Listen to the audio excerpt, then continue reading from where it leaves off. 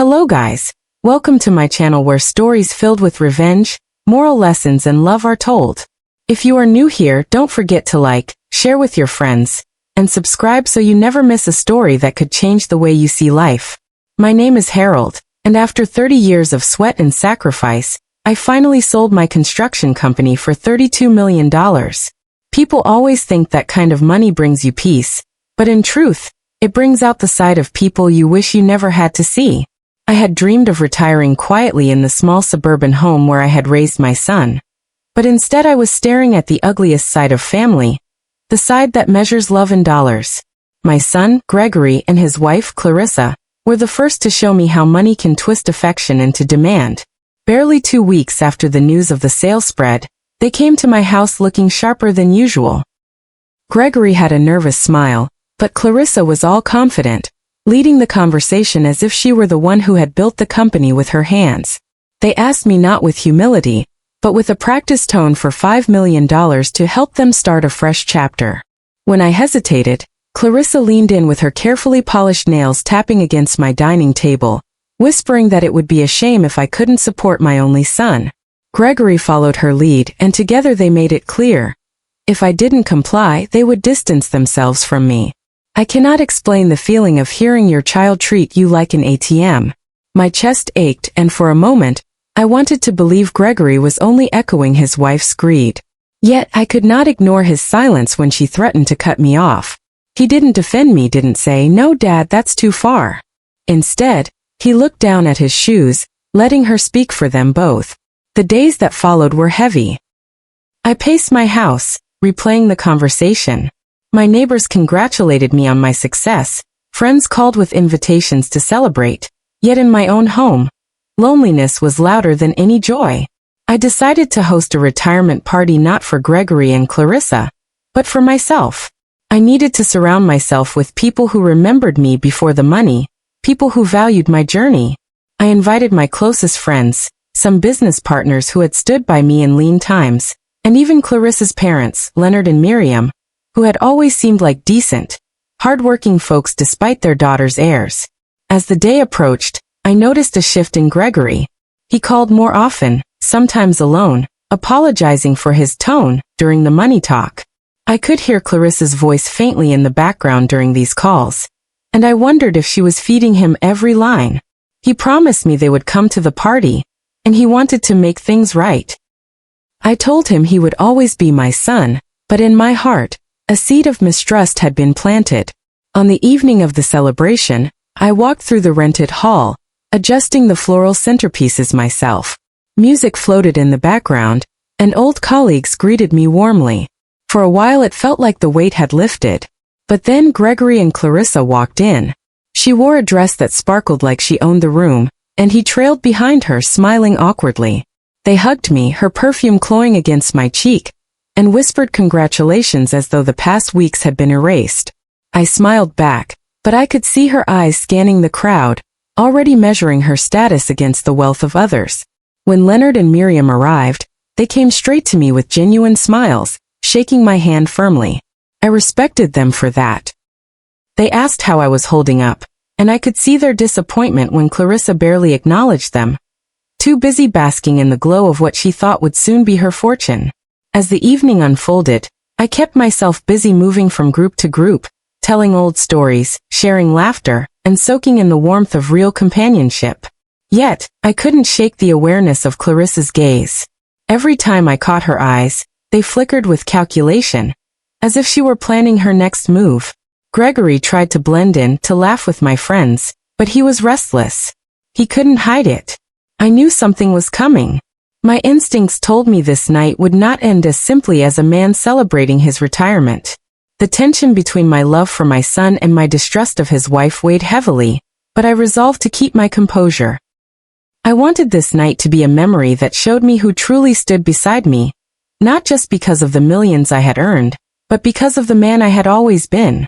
The night carried on with laughter and clinking glasses, the air heavy with the scent of roasted lamb and fine wine. I drifted from one conversation to another, shaking hands, receiving hugs, but always keeping one eye on Clarissa. She was restless, her smile too sharp, her movements too deliberate.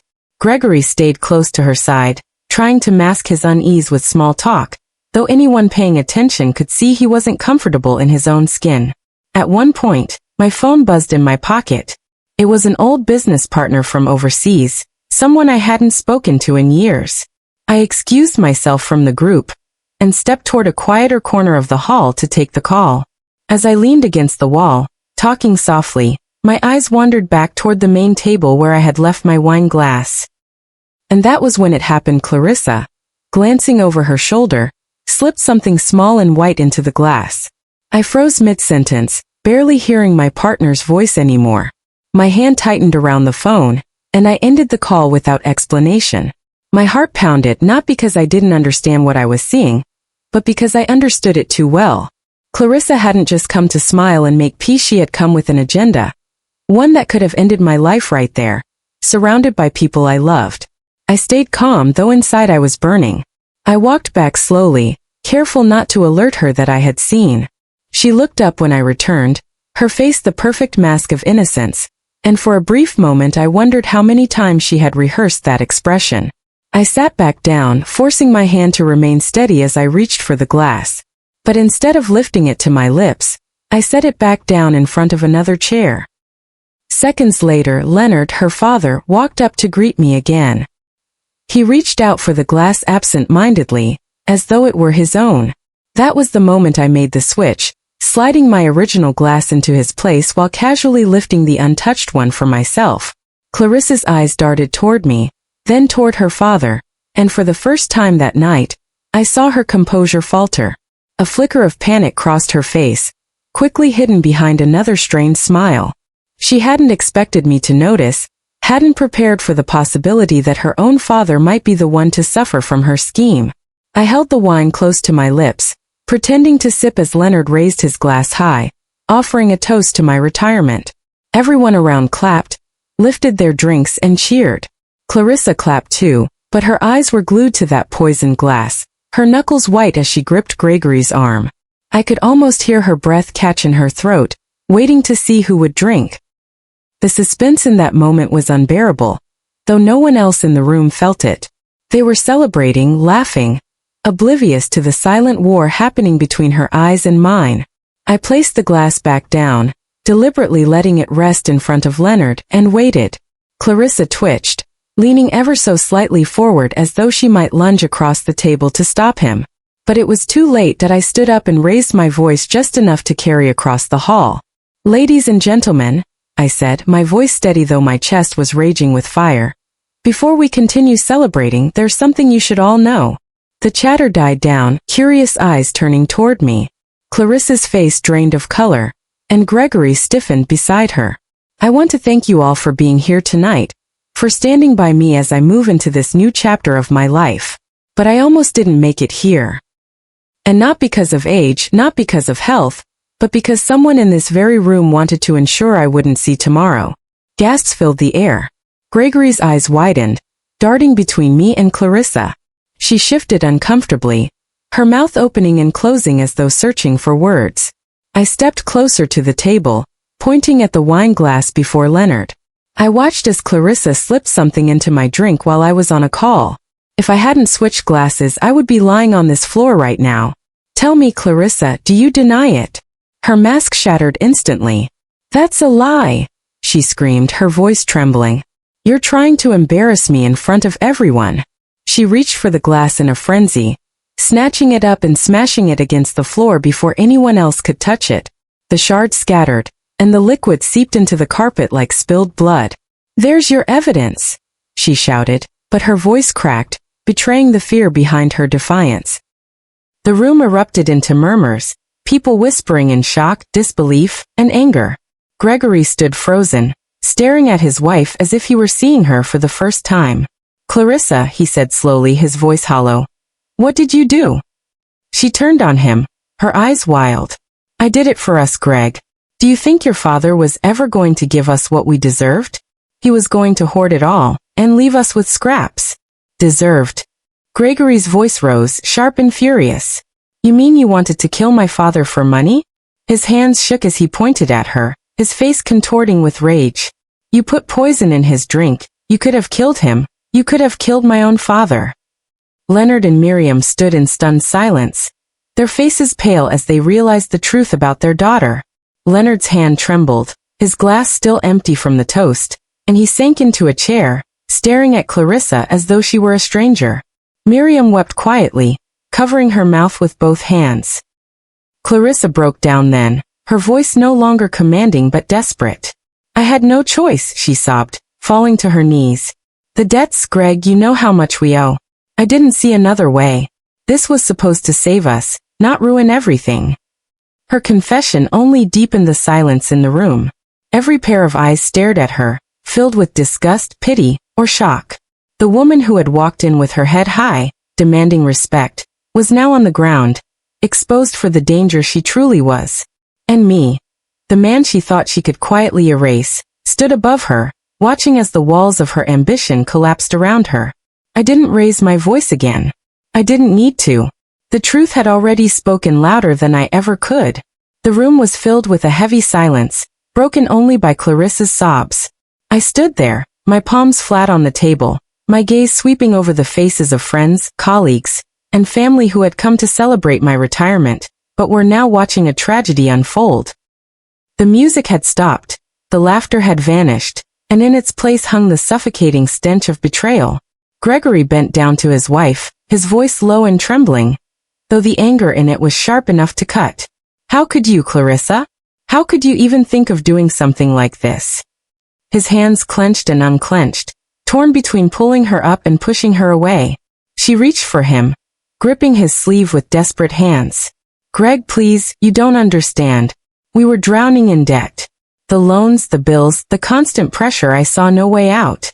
This was for us, for our future. I stepped closer, my voice calm but heavy with the weight of finality. No, Clarissa. This was never for both of you. This was for you and your greed. Gregory may have gone along with your demands, but this, I gestured toward the shattered glass on the floor. This was your doing. And you would have killed me, your husband's father, without a second thought. Clarissa let out a wail, collapsing back onto the carpet. Gregory stepped away from her, his face pale and sickened. He looked at me then, his eyes searching, almost pleading for me to believe he hadn't been a part of her plan. But I gave him no comfort. I had raised him to know right from wrong, to value loyalty above wealth, and yet he had allowed his wife to speak for him, to manipulate him, to drag him into this pit of disgrace. Leonard finally found his voice.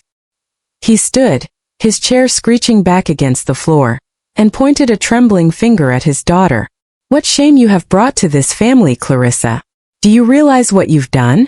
You nearly poisoned me, your own father, with your wickedness. You have humiliated us in front of everyone. His voice cracked, and Miriam burst into tears beside him. We gave you everything we could, raised you with love and dignity, and this is how you repay us? Clarissa's sobs turned into desperate screams. Don't turn on me too. You don't know what it's like always living under someone else's shadow, always being told what I should or shouldn't have. I just wanted freedom. I wanted control over something in my life. Her words fell flat. No one in the room sympathized. Instead, the guests shook their heads, whispers running through the crowd like wildfire. Some muttered about greed, others about betrayal, but all of them condemned her actions. Gregory backed away slowly, his shoulders slumped. He looked utterly broken. For a long moment, he stood there staring at her, and then he whispered, I don't even know who you are anymore. He turned to me, his face flushed with shame. Father, I'm sorry. I didn't know she would go this far. But apologies felt empty at that moment. My trust had already been fractured, and seeing Clarissa's desperate attempt at murder only confirmed how far things had gone. I didn't respond to him. Instead, I addressed the room. Tonight was meant to be a celebration of life, of friendship, of the years I've worked to build something meaningful. But instead it has revealed the true colors of those I thought I could trust. I don't regret the hard work, and I don't regret the sacrifices. But what I do regret is believing that blood alone makes family. The room grew still again. Leonard lowered his hand, his shoulders sagging with defeat, and Miriam clutched at him, unable to stop her tears. They were good people, I knew that now. Whatever their daughter had become, It wasn't because they hadn't tried to raise her right.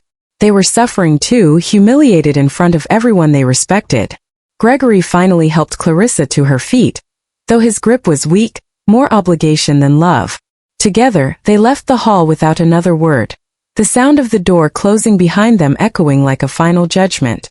The silence that followed was thick, but it wasn't empty. It was filled with the weight of choices, with the realization that greed had nearly cost me my life. One of my old friends, Harold from my early days in business, stepped forward and placed a firm hand on my shoulder. "You did the right thing," he said quietly. "She would have taken everything from you, Harold, even your life. You're stronger than that." His words gave me the strength I needed to breathe again. One by one, others echoed their support. They condemned Clarissa's actions, but more than that, they reassured me that I wasn't alone. For the first time that night, I felt the warmth of true companionship wrap around me like a shield. These people, my friends, my loyal colleagues, even Leonard and Miriam who stood with bowed heads, were my real family. Not because of blood, not because of obligation, but because of loyalty and respect. As the night drew to a close, I realized something I had been blind to before. Retirement wasn't about withdrawing from life, it was about choosing how to live it. And I would live mine not in fear of betrayal, not weighed down by greedy demands, but surrounded by those who valued me for who I was, not for what I had. I walked out of that hall into the cool night air, the stars spread wide above me, and I felt a strange peace. Clarissa's attempt had failed, but more than that, her actions had revealed a truth I needed to see. I could step into the next chapter of my life wiser, freer, and with a deeper understanding of what family really means. Moral lesson. In the end, here is the moral I want to leave you with. True family isn't always written in blood, but in loyalty, love, and respect. Wealth will expose the hearts of those around you, but betrayal cannot dim the light of genuine companionship. Let this story remind you to guard your heart, to discern carefully who you allow into your circle, and to never mistake greed for love. When you know your worth beyond money, you become unshakable, and no betrayal can destroy the life you've built. Thank you for listening, my friends. If this story touched you, don't forget to like this video, share it with your friends, and subscribe to the channel for more stories of betrayal, revenge, and lessons that change lives. And please leave a comment with what you learned today. I'd love to hear your thoughts.